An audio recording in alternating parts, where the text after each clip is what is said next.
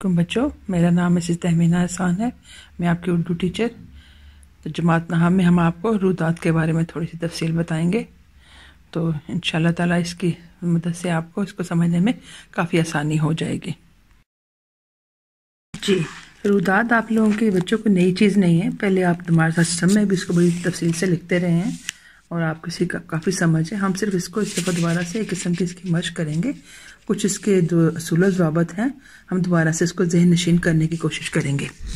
तो हम लोग अक्सर देखते हैं कि हमारे हर रोज़ हमारे आसपास अपने इर्द गिर्द अनगिनत वाक़यात का मुशाहिदा करते हैं। इन वाक़यात कि बिला तबसरा यानी अपनी तरफ से कोई भी चीज़ उसमें शामिल किए बगैर और जामे कार्रवाई तहरीर करने का नाम रुदात नवीसी है। यानी मुकम्मल तौर पर किसी चीज़ को बयान किया जाए तो अच्छे अल्फाज के साथ पूरी तरह वो बात वाज़े हो जाए, उसे जामे बात करना कहते हैं। नवी जमात के नसाब में रुदात नवीसी को शामिल करने का मकसद ये है कि तुलबा को इल्मी, अदबी और मजलिसी तकरीबात की कार्रवाई लिखने की अमली तरबियत हासिल हो जाए। यानी उनको इस तरह उनकी रहनुमाई की जाए कि जब भी ज़िंदगी में उनको कुछ लिखने के या कुछ बयान करने की ज़रूरत महसूस हो तो वो बहुत अच्छे तरीके से उस बात को बयान कर सकें और उनकी इस हवाले से उनकी मशक बेहतर हो सके।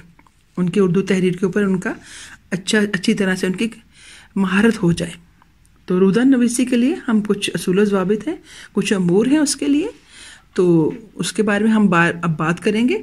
सबसे पहले इजलास की तारीख, मुकाम, वक्त और हाज़रीन की तादाद का जिक्र किया जाए और ये भी बताया जाए कि इजलास में मेहमान खुसूसी कौन था और सदारत किसने की। यानी मुकम्मल तौर पर उसके बारे में मालूमात फराहम की जाएँ। उसका वक्त, कितने लोग वहाँ पर शामिल थे, मेहमान खुसूसी के तौर पर किसको बुलाया गया और कुर्सी सदारत किसने संभाली। यानी जो भी पढ़ने वाला हो उसको उसके बारे में उसकी आंखों के सामने एक किस्म की तस्वीर खिंच जाए। और इसके साथ साथ रुदात लिखते वक्त अपने आप को एक गैर जानिबदार मुबस्सिर का दर्जा दीजिए। यानी आप ऐसे लगे आपको कि आपका उस मामलात के साथ आपकी ज़ाती तासुरात ना जाए। आप मुकम्मल तौर पर गैर जानिबदार होकर सिर्फ जो कुछ आप देख रहे हैं वही आप बयान कीजिए। ज़ाती तासुरात बयान करने या किसी किस्म का तबसरा करने से परहेज़ कीजिए। यानी आपकी हैसियत एक वीडियो कैमरे की सी है जो नज़र नहीं आ रहा होता, लेकिन मुकम्मल तौर पर तस्वीरों को, मामलात को, जो कुछ वो देख रहा होता है पूरी तरह से उसको बयान कर रहा होता है। तो आपने अपनी तरफ से कुछ भी उसमें शामिल नहीं करना। ऐसे वाक़यात, एक और ख़ास बात उसमें यह है कि वाक़यात जिस तरतीब से ज़हूर पजीर हों, रुदात में इसी तरतीब को पेश नज़र रख कर लिखा जाए। यानी ये नहीं कि जो आखिर में कोई नगमा आपको खुद बहुत पसंद आया तो सबसे पहले आप उसका जिक्र कर दें, या कोई ऐसी चीज़ है जो आपके जहन से निकल जाए तो आप उसकी तरतीब को आगे पीछे कर दें। इससे उसकी बदसूरती हो जाएगी उसके अंदर, रुदात के अंदर। तो रुदात की खूबसूरती और तरतीब का ख्याल रखना ज़रूरी है। यानी जैसे वाक़यात हो रहे हैं, तकरीर पहले की गई है, तकरीर बयान कीजिए। नगमा बाद में आया है तो नगमा बाद में बयान कीजिए। यानी उसकी तरतीब को, जिस तरतीब से वो वाक़यात पेश आए हैं आपने उसी तरतीब से उसे लिखना है। सादा और शगुफ्ता अंदाज़े बयान रुदात को ज़्यादा खूबसूरत बना देता है। यानी सादा अल्फाज इस्तेमाल कीजिए, थोड़े से खुशगवारी हो अल्फाज के अंदर, करख्तगी नज़र आएगी अल्फाज के अंदर तो उसकी खूबसूरती को ख़राब कर देगी। लोगों की तवज्जो नहीं खींचेगी आपकी रुदात। तवज्जो खींचने की ज़रूरी होता है कि अच्छे और सादा अल्फाज हों, शगुफ्ता अंदाज हो। इससे तहरीर आसान भी हो जाएगी, सादा भी होगी और आम फहम भी होगी। यानी अच्छी तरह से लोग उसे समझेंगे और खुश होंगे उसे पढ़कर। आगे देखते हैं कि रुदात में मुकर्रिरीन और शोरा को इनकी शोहरत और अहमियत के मुताबिक मुकाम दिया जाए। हिफ्ज़ मरातब का ख्याल न रखने से रुदात में गैर हकीकी और मसनूई नज़र आती है। यानी कि अगर रुदात में आप लिखते वक्त मुकर्रिरीन जिस अहमियत और शोहरत के वो हामिल हैं उनको वही एहतराम और इज़्ज़त दिया जाए, अगर वो आपको नापसंद भी है तब भी आपने अपने अल्फाज के चुनाव में या उनकी इज़्ज़त में कोई कमी नहीं आने देनी। और इससे रुदात गैर हकीकी और मसनूई नज़र आएगी, क्योंकि सुनने वाले को आपके तासुरात, पढ़ने वाले को आपके तासुरात वाज़े पता चल जाएंगे। इसलिए बेहतर है अपनी तरफ से कुछ भी शामिल किए बगैर उनके हिफ्ज़ मरातब का, बड़े छोटे होने का, उनकी शोहरत का, उनकी इज़्ज़त का ख्याल रखा जाए। क्योंकि रुदात में सच्ची और हकीकी बातें ही बयान करनी चाहिए। जो कुछ बयान किया, जो कुछ वकू पजीर हो रहा है वही आपने बयान करना है। अपने पास से कोई भी सच्ची या झूठी बात का ख्याल रखना है कि सच्ची बात बयान की जाए, झूठी बात ना बयान की जाए। तकरीब के दौरान में बसा औकात नाखुशगवार वाक़यात भी ज़रूर पजीर हो जाते हैं। روداد لکھتے وقت واقعات کی سنگینی کو اس طرح کم کیجیے کہ پڑھنے والے کو ذرا بھی برا نہ لگے۔ بات کو ایسا ہوتا ہے کہ لوگ غصے میں آ جاتے ہیں، کوئی نعرے بازی کرتے ہیں یا کسی کے بارے میں کوئی ایسے الفاظ استعمال کر دیتے ہیں جو کہ جو صدارت کی کرسی پہ بیٹھا ہوا ہے، جب مہمان آئے اس کے بارے اس کو نازیبا محسوس ہو، اس کو اچھا نہ لگے، تو آپ نے ایسے الفاظ کو بہت طریقے سے بیان کرنا ہے کہ اس کے اندر اس واقعات کی سختی جو ہے وہ نظر نہ آئے، بلکہ اس میں ذرا نرمی آ جائے تاکہ پڑھنے والے کو وہ کوئی منفی اس پہ تاثر نہ چھوڑے۔ اور خاص طور پر اس چیز کا خیال رکھنا ضروری ہوتا ہے کہ اس سے بدمزگی کا تاثر روداد کے اندر واضح نہیں ہونا چاہیے۔ مقررین کے خیالات بیان کرتے وقت اپنی طرف سے کوئی بات ان کے نام سے منسوب نہ کیجیے، یعنی اپنی طرف سے آپ نے بالکل یہ نہیں کہنا کہ وہ یہ کہنا چاہتا تھا یا وہ یہ بات اس کو لگ رہا تھا کہ وہ یہی بات کہے گا، تو آپ نے ایسی کوئی بات نہیں کرنی۔ جو انہوں نے کہا ہے وہی آپ بیان کیجیے، اپنی طرف سے کچھ بھی نہیں کہیں گے۔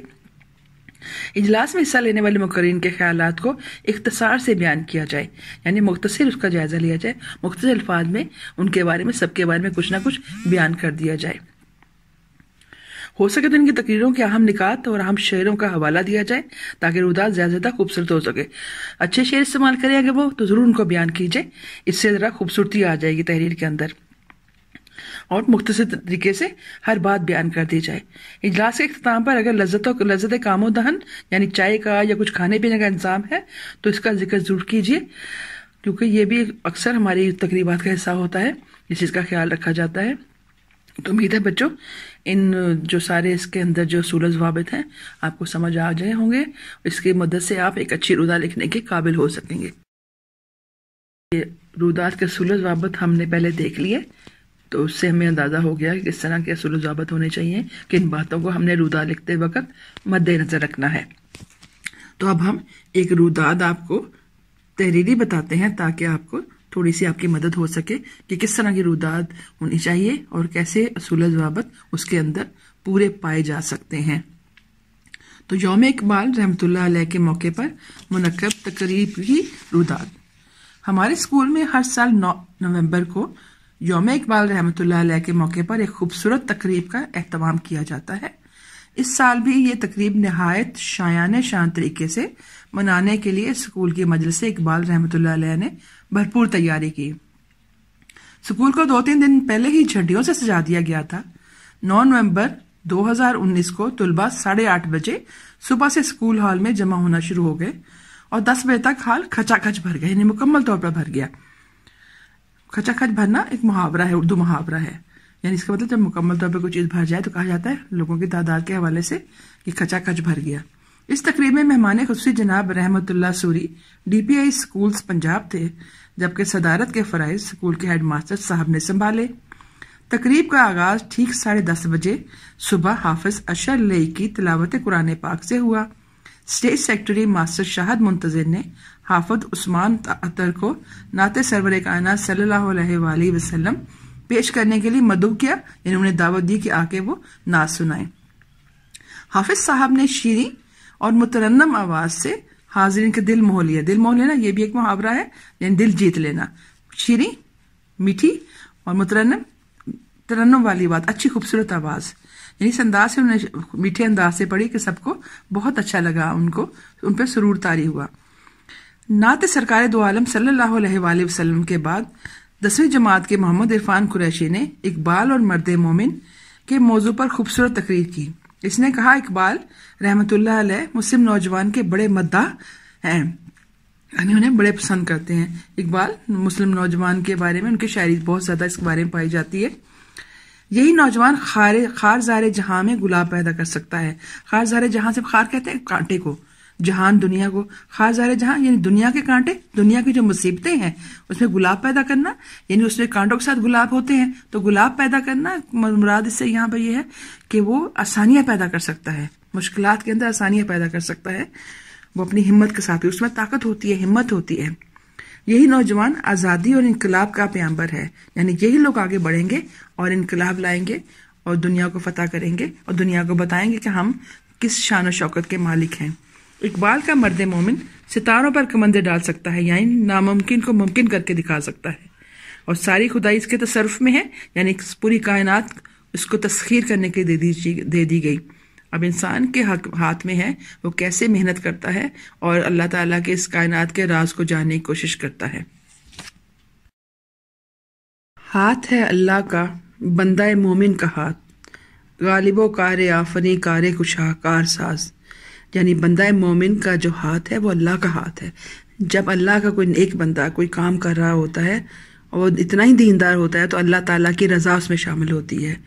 جیسے اللہ ہر شے پہ غالب ہے، اللہ تعالیٰ اس مومن کو بھی وہ صلاحیتیں دے سکتا ہے کہ وہ ہر چیز پہ غالب آ سکے اور سارے اپنے معاملات کو حل کر سکے، کارساز ہو۔ تو یہ خوبصورت شعر انہوں نے اس میں شامل کیا۔ تقریر مختصر مگر جامع تھی، یعنی مختصر تھی مگر مکمل طور پر اپنے موضوع کو بیان کر رہی تھی۔ اس کے بعد نویں جماعت کے محمد کاشان کو سٹیج پر آنے کی دعوت دی گئی۔ اس کی تقریر کا عنوان تھا اقبال اور عشق رسول صلی اللہ علیہ وآلہ وسلم۔ محمد کاشان نے نہایت خوبصورت انداز میں ثابت کیا کہ اقبال ایک سچے عاشق رسول صلی اللہ علیہ وآلہ وسلم تھے۔ طرز خطابت نے تقریر کو اور بھی معتبر بنا دیا، یعنی اس نے اتنے اچھے انداز سے اس کو بیان کیا، اتنے اچھے انداز سے خطابت کی، تقریر کو بیان کیا کہ اسے اور بھی معتبر بنا دیا، یعنی اور بھی قابل اعتبار بھی ہو گئی اور لوگوں کو پسند بھی بہت آئی۔ الفاظ کا چناؤ خوبصورت تھا۔ اس تقریر کے بعد 10ویں جماعت کے محمد ریحان سٹیج پر بلائے گئے اور انہوں نے اپنی مترنم آواز میں کلام اقبال سنایا، جس سے سامعین بے حد محظوظ ہوئے۔ سامعین سننے والے، محظوظ ہونا، لطف اندوز ہونا۔ غزل کے الفاظ قلب و روح میں اترتے چلے گئے، یعنی قلب کہتے ہیں روح کو، قلب کہتے ہیں دل کو، یعنی دل میں اور روح میں اس کے الفاظ اتنے خوبصورت الفاظ تھے۔ آئیے دیکھتے ہیں وہ کیا الفاظ تھے۔ ہر لہجہ ہے مومن کی نئی آن نئی شان، گفتار میں کردار میں اللہ کی برہان، قہاری و غفاری و قدوسی و جبروت، یہ چار عناصر ہو تو بنتا ہے مسلمان۔ یہ اقبال کی بہت خوبصورت غزل ہے جس میں مومن کی شان بیان کی گئی ہے کہ اس کے ہر کردار میں، اس کی بات کرنے میں، ہر چیز میں اللہ کی شان جھلکتی ہے۔ جیسا وہ زبردست ہے، جیسا وہ معاف کرنے والا ہے، جیسا وہ پاکیزہ ہے اور جیسا وہ زبردست ہے، ویسی خوبیاں انسان کے اندر بھی، اچھے انسان کے اندر بھی پیدا، کیونکہ انسان میں اللہ تعالیٰ کی خوبیاں بیان کی گئی ہیں اور اللہ تعالیٰ نے اسے اصل تکوین بنایا ہے۔ تو یہ چار عناصر ہوں تو مسلمان بنتا ہے، یعنی یہ ساری خوبیاں ہوں گی تو ایک مسلمان آپ کے سامنے آئے گا، مرد مومن آپ کے سامنے آئے گا۔ تو یہ خوبصورت غزل سب نے سنی اور بہت سے لطف اندوز ہوئے۔ اس خوبصورت کلام کے بعد محمد سلمان 8ویں جماعت کی باری آئی۔ محمد سلمان نے اپنی مختصر تقریر میں ڈاکٹر علامہ اقبال رحمۃ اللہ علیہ کے تعلیمی نظریے پر اپنے خیالات کا اظہار کرتے ہوئے کہا کہ اقبال رحمۃ اللہ علیہ تعلیم کے ذریعے ایسے انسان پیدا کرنا چاہتے تھے جو مسلسل جد و جہد کی زندگی گزارے۔ تعلیم ہمیں علم کی مدد سے فطرت کی قوتوں کو مسخر کرنا سکھاتی ہے، یعنی ہم اس کائنات کے سربستہ رازوں کو، چھپے ہوئے رازوں کو، اس کی خوبیوں کو، اس میں جو فائدہ پہنچانے والی چیزیں ہیں، ان عناصر کو ہم سامنے لے کر آتے ہیں۔ اور یہ کائنات ہمارے لیے تسخیر کرنے کے لیے چھوڑ دی گئی ہے، اور یہ ہم نے علم کی مدد سے کرنا ہے، اور اقبال کا اس پہ پورا یقین تھا۔ اس کے بعد محمد رضوان 10ویں جماعت، ارسلان احمد 7ویں جماعت اور سلیم شاہین 8ویں جماعت نے باری باری کلام اقبال ترنم سے سنایا۔ تینوں طالب علموں نے اپنی پرسوز آواز سے سامعین کے دل موہ لیے اور ہال تالیوں کی آواز سے گونج اٹھا۔ اس کے بعد اردو کے استاد نے نہایت شگفتہ انداز میں اقبال رحمۃ اللہ علیہ کے تغزل پر اپنے خیالات کا اظہار کیا، یعنی وہ کس انداز سے غزل لکھتے تھے، ان کی غزل کی کیا خوبیاں تھیں۔ تینوں طالب علموں نے اپنی پرسوز آواز سے سامعین کے دل موہ لیے اور حال تالیوں کی آواز سے گونج اٹھا۔ اس کے بعد اردو کے استاد نے نہایت شگفتہ انداز میں اقبال کے تغزل پر اپنے خیالات کا اظہار کیا۔ انہوں نے کہا، اقبال محرم ذات درون میں خانہ ہے، یعنی کہ اقبال کائنات کے سربستہ رازوں کو بھی جانتے ہیں، محرم ذات ہے، جس سے میخانہ سے مراد یہ کائنات ہے۔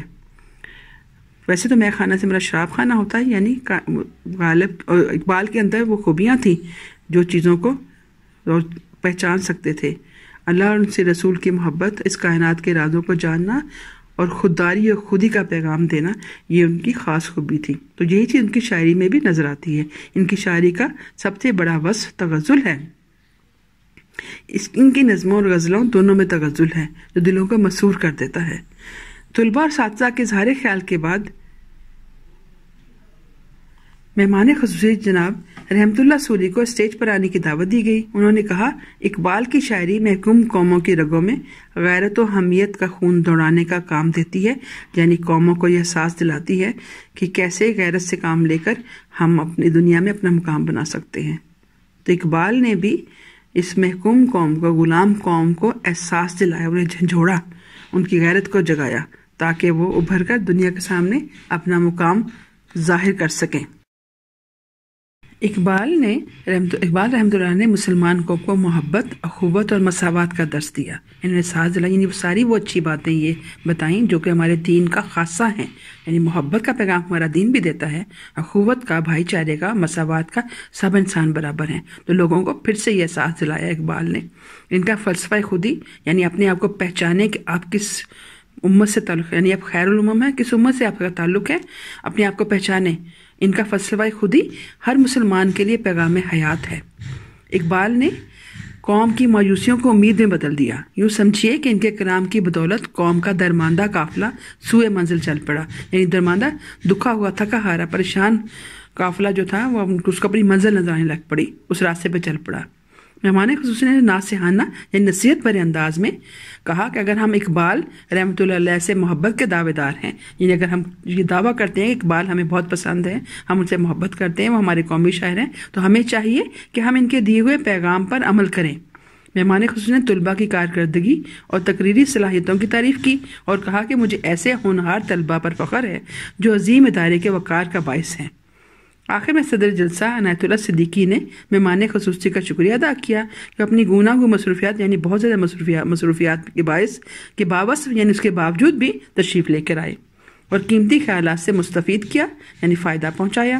صدر جلسہ نے مجلس اقبال رحمۃ اللہ علیہ کے صدر عنایت اللہ صدیقی اور دیگر عہدے داران کی تعریف کی، یعنی دوسرے جو عہدے دار تھے اس مجلس اقبال کے، کہ ان کی بہتر صلاحیتوں کی بدولت یہ تقریب کامیاب ہوئی۔ اس موقع پر پورا حال تالیوں سے گونج اٹھا اور طلباء نے چھٹی چھٹی کا شور مچا دیا، یعنی شور بلند کیا۔ صدر جلسہ نے طلباء کو تلقین کی کہ کامیابی کے حصول کے لیے چھٹی کی بجائے جہد مسلسل کی ضرورت ہے۔ وہی قوم بام عروج سے آشنا ہوتی ہے، یعنی عروج پہ پہنچتی ہے، بلندیاں حاصل کرتی ہے، جس کے افراد دن رات کام کرنے کے عادی ہوں، یعنی محنت کسی بھی کامیابی کے لیے پہلی شرط ہے۔ طلباء نے پرجوش تالیوں میں صدر جلسہ کی بات سے اتفاق کیا۔